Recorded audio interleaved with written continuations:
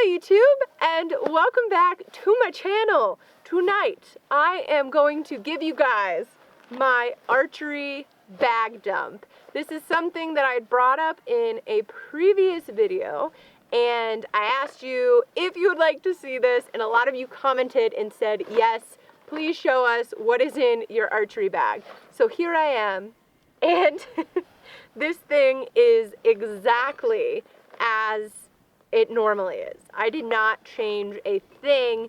It's a little bit messy. It actually needs some organizing, so this process might be helpful for me as well. But before we started filming, Nick was kind of like, don't you want to like clean that up a little bit? And I was like, nope, I want to give it to the people as it is. So you guys are getting the real deal here. However, this does need pared down a bit because really this is something that should be kept with my archery case and something that I can sort of bring with me on the go. Right now it does have some extra things in it that I could probably keep organized elsewhere. But I digress. Let's jump right in to my archery bag. So this is a little bag by Easton. Obviously your archery bag does not need to be a bag that was designed by an archery company. This, for whatever reason, I just happen to have this. So I'm just gonna kind of pull things out, and I have an extra target here for me to kind of set things on as I go through this. So the first thing that I have, these are some easy out field tips. These are field tips that I just bought off of Amazon because I have some new arrows, but I had to buy larger field tips because the ones that I had were too thin. So I've got some field tips in there. I have lots and lots of vanes. I've been using these Max Hunter vanes.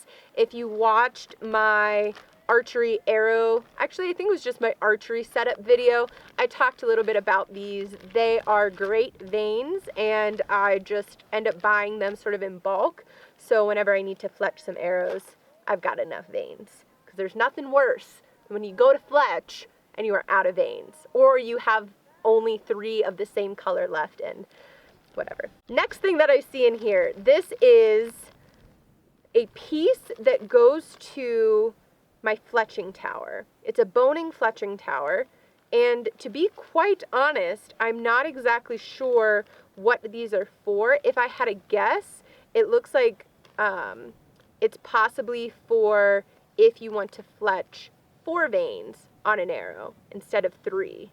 Next, this is a kisser button that I never put on my bow, and I don't know why, but I just decided to stop using a kisser button. Comment below if you use a kisser button or not.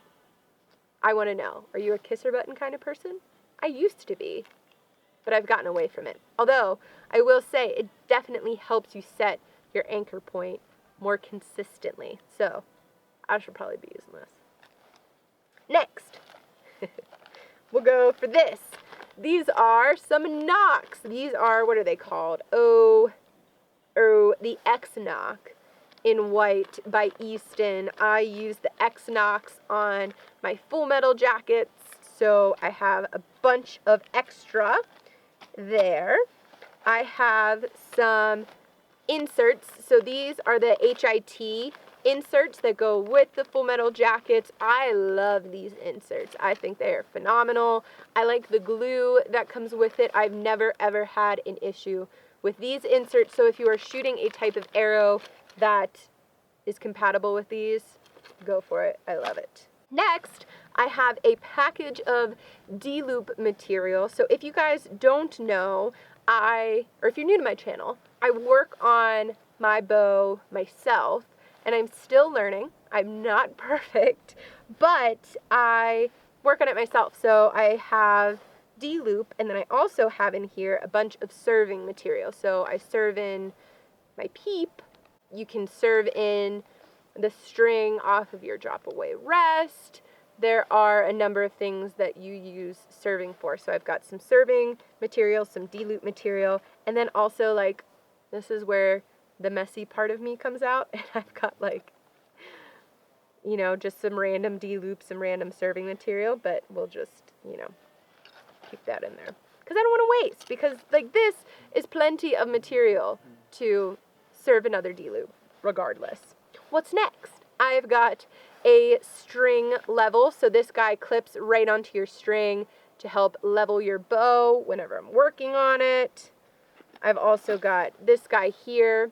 This is for, like, clips onto your arrow and helps you while you're setting your bow up.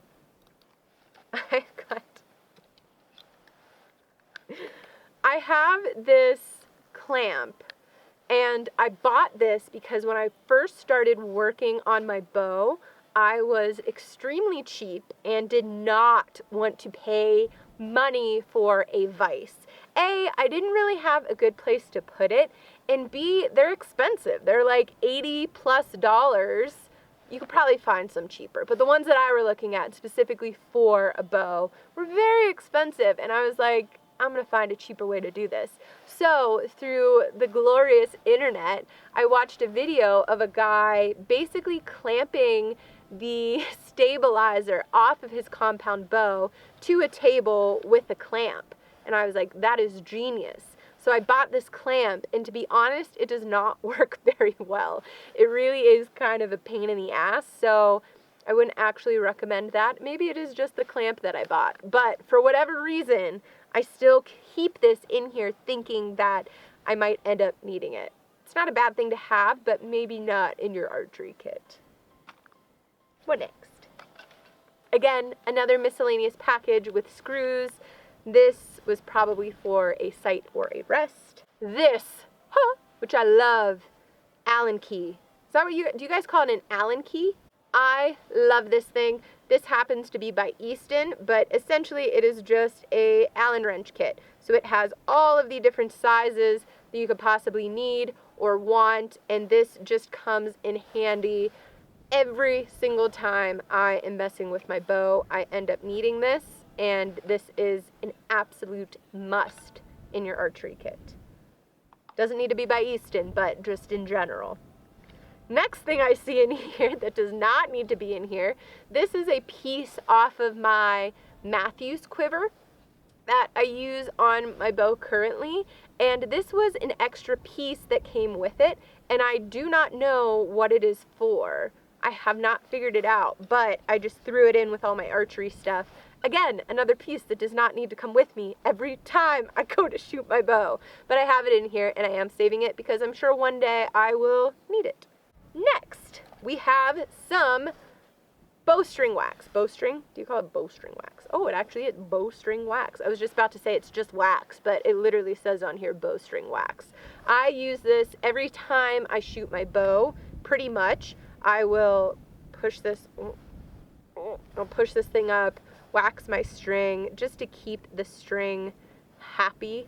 If you do not wax your string enough, it can end up being damaged. This is, we're starting to get into the kind of random bits, so I'm going to go with some of the bigger things. I have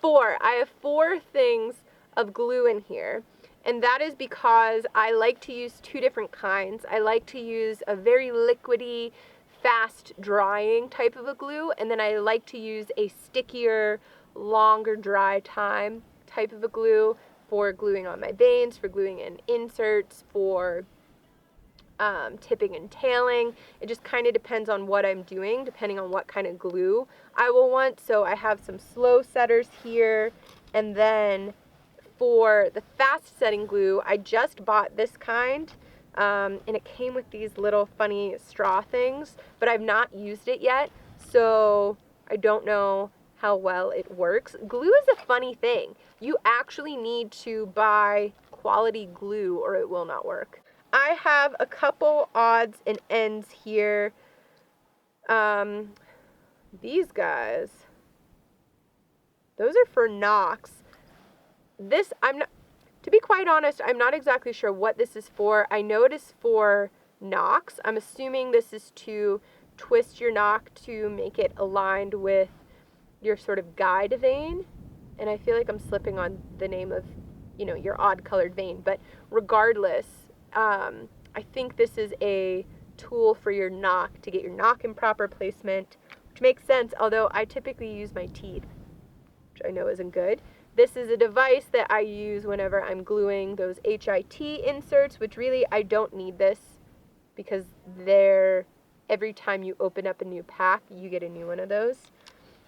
And then I have this guy here by Easton, and this is to help you get your broadheads on and off of your arrow. It has a bunch of slits here. This is just to protect your hands. But again, I normally just go rogue and I don't use my mouth. I just go rogue and use my fingers.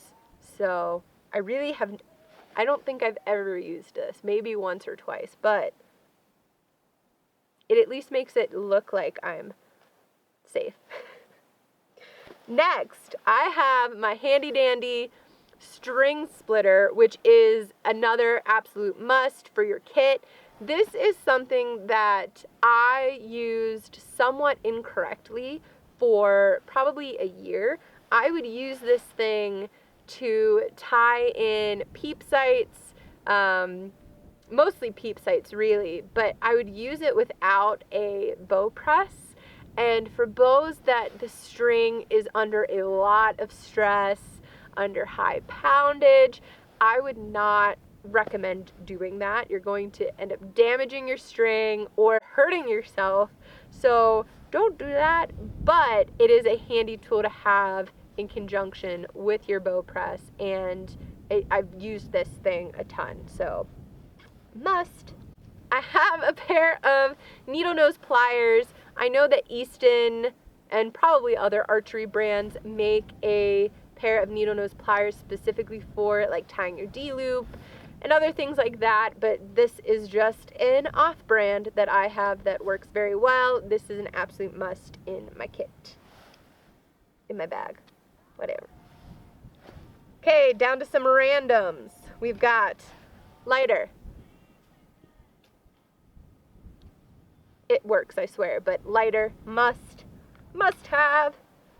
I've got this random, I don't even know where I got this, but it is just a teeny tiny screwdriver, and for whatever reason, it is the perfect size for usually my sight or my rest. I end up finding this thing so useful, so this is a must in my kit too. I use it all of the time, and unfortunately I don't know the size, so that's probably not very helpful for you, but a small screwdriver. I have a pair of toenail clippers, or they might just be nail clippers, whatever, but I kind of call them toenail clippers because they're the bigger ones. I use this all of the time just for cutting strings, you know, cutting my serving material. I would say this is a must in my kit as well. Down to the last little bit, I have some random parts to like my drop away rest, another random Allen wrench, a lot of random field tips, and last but, a little chamfering for when you're gluing in inserts. And last but not least, I have this little QAD pocket knife. This actually came with the rest that I got, whenever, the drop away rest that I bought, whenever you purchase one, and it's a SOG QAD knife. This thing is also great to keep in your kit as well. So that is it, you guys. I hope you appreciated watching me dump out my messiness to maybe show you that you are not the only messy person in the world, or maybe I am the only messy person in the world. But I had a lot of fun going through this with you guys. Please leave me comments down below of other archery related videos that you would like to see. I love archery, obviously, so this is a lot of fun for me. But thank you guys for watching, and I will see you in the next video.